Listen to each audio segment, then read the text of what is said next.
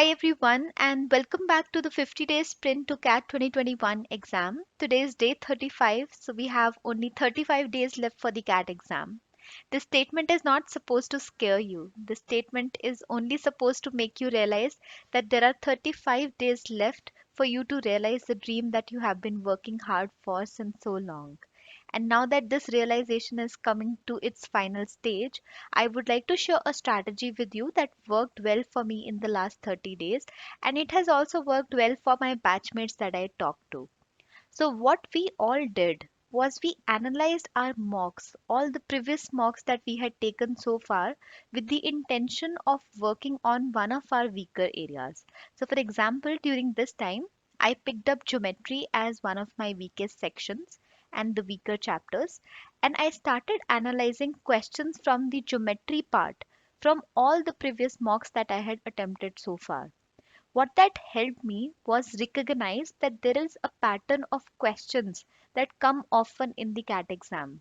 Year on year, even if you pick up the past year papers, you would see that the type of questions remains more or less the same.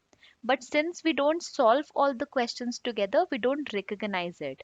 But if you analyze couple of mocks together, you might be able to identify such patterns within topics which have more weight, for example, geometry or number system. So, the advice I have for you is to divide the next 5 days into five topics: algebra, arithmetic, geometry, number system, and all other remaining chapters. And every single day, you pick up one topic, you pick up all your previous mocks, and you analyze the questions from that topic from all the mocks.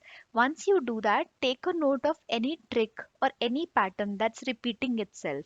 You just have to check the questions and the solutions. By doing this, you'll be able to recognize what is that pattern that repeats itself most often. And if you're lucky and if the same happens to come in the final exam as well, then you will stand to benefit by gaining some extra marks with very little effort on your part. So try out this exercise for the next few days, especially if you consider yourself weak in a particular section. So this is just a small trick that I wanted to share for the quant section.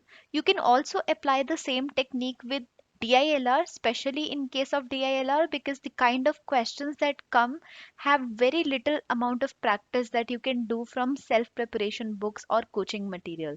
The best source is actually mock tests or sectional tests. So try this exercise out with other sections as well.